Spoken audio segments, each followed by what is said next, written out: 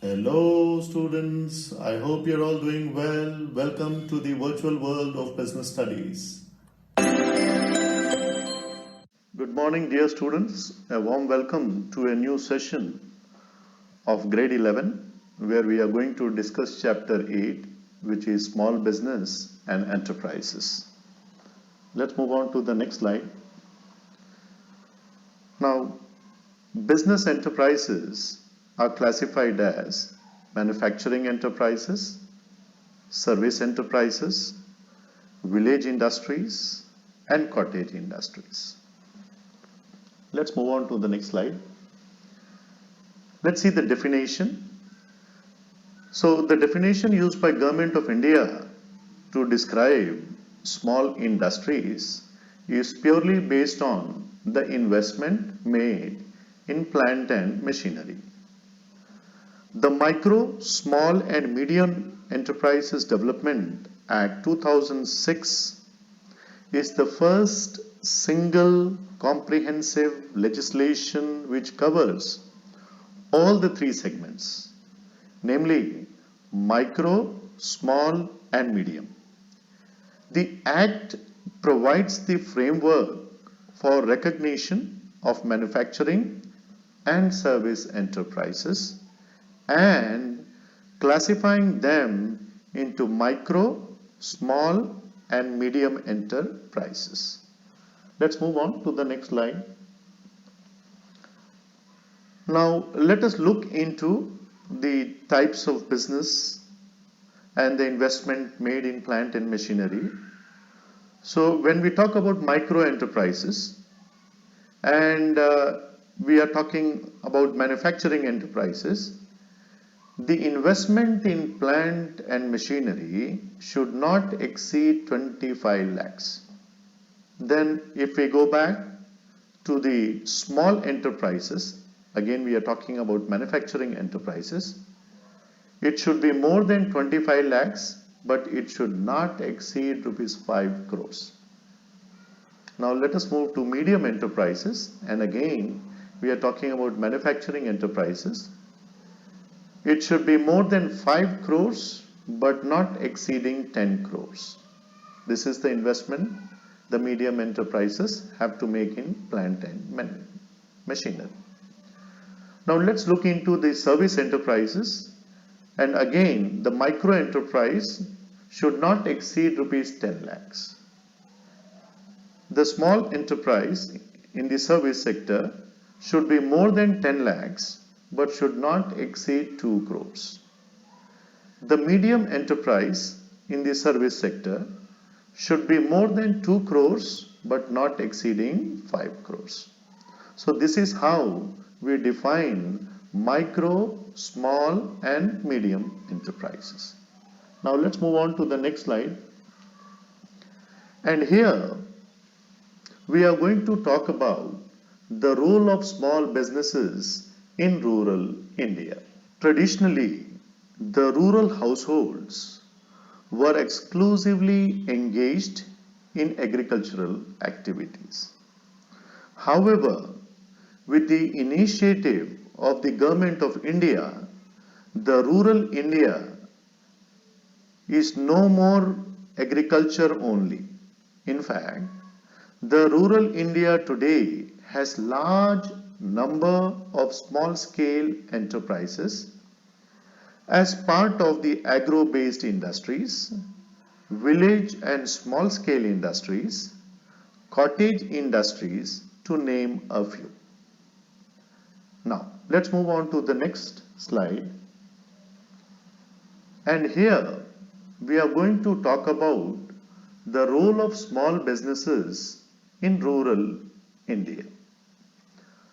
Let's talk about the first point, which says multiple sources of income for family. Now what does this mean? The small scale industries offer a wide range of non-agricultural activities to the rural household in the form of employment along with the traditional activities of farming, employment in manufacturing, trading, or other services. Thus, generate varied and multiple sources of income. Now, let's move to the second point, which talks about self-employment opportunities. A small business is usually run by members of a family or local people. It facilitates quick and timely decisions, and thus the resources and opportunities can be used optimally. Now let us talk about the third point, promotion of agro-based industries. The rural India today has large number of agro-based industries, village and small-scale industries, and cottage industries, to name a few, where huge employment opportunities are being created. Let's move on to the fourth point, where we talk about employment opportunities. Now, small-scale industries account for 95% of the industrial units in the country. Small industries, being labor-intensive units, generate large employment opportunities per unit of capital invested as compared to large-scale industries. The rural and cottage industries are established to provide employment to the traditional artisans and the weaker sections of the society. In India, small-scale industries are the second largest employers of human resources. Now let's look at the fifth point, which is self-explanatory. Because of the development of businesses in rural areas, migration of rural people to urban areas has been stopped. And if we look at the sixth point, which is again self-explanatory, to overcome poverty, development of small industries in rural areas not only bridges the gap between the rich and the poor, but also helps in poverty elevation. Let's come down to the equality of income. The distribution of income in the rural areas, although in the beginning was big, but now the income of people working in the rural areas has also increased, although it may not be same to what people earn in the urban areas, but definitely the size of income they earn in the rural areas is much higher than before. Now let's talk about the eighth point, which talks about industrial growth.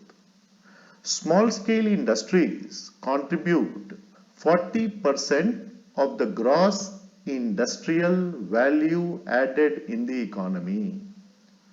For every 1 million rupees of investment in fixed assets, MSMEs are able to produce goods worth 4.62 million when compared with large scale enterprises. The small scale industries are capable of producing more output with less capital. Now let's move on to the next slide. And here we are going to talk about government assistance to small industries and small business units. Let's move on to the next slide. Now, when we talk about government assistance to small businesses, it is in the form of institutional support. Now let us see what kind of institutional support is provided by the government. The first institution that provides support to MSMEs is National Small Industries Corporation. The NSIC was established in 1955 to promote, aid and foster the growth of small business units in the country. Now you will say, what are the main functions of NSIC? Number one, to develop small scale units as ancillary units to large scale industries. Second, to provide plant and equipment to small scale industries on hire purchase basis. To help enterprises to participate in the store purchase program of the central government for faster development of small scale industries. Not only this, they help in assisting small industries in marketing their products. They also procure, supply and distribute indigenous and imported raw material. They also import and provide components and parts required by actual small scale users in specific industries. Now let me give you an example of the construction sector. To construct industrial estates, establish and run prototype production cum training centers, vestibule training centers to create awareness on the technological upgradation and train the prospective entrepreneurs, to export the products of small business units and develop export worthiness. They also serve as technology business incubators, develop software technology parks and technology transfer centers. They also sensitize small industries about their credit rating through the performance and credit rating schemes. Now let's move on to the next slide. Now here in this slide, we are going to talk about the district industry centers which was established by the government to support small scale industries. The district industry center program was launched in May 1978.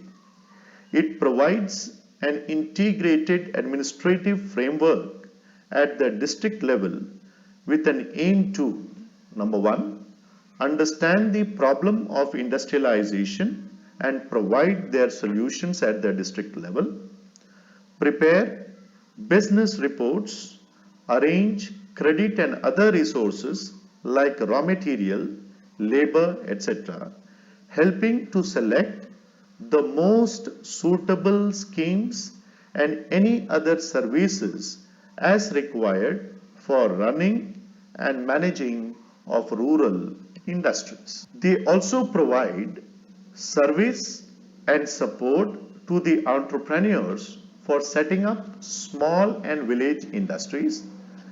They also help to implement state government promotional and development projects for SSIs. They also help to impart training for artisans, entrepreneurs, etc. Now let's move on to the next slide. And here I would like to thank the students of grade 11 for being patient and listening to me. I'll catch you with a new session on entrepreneurship development. Thank you, dear students.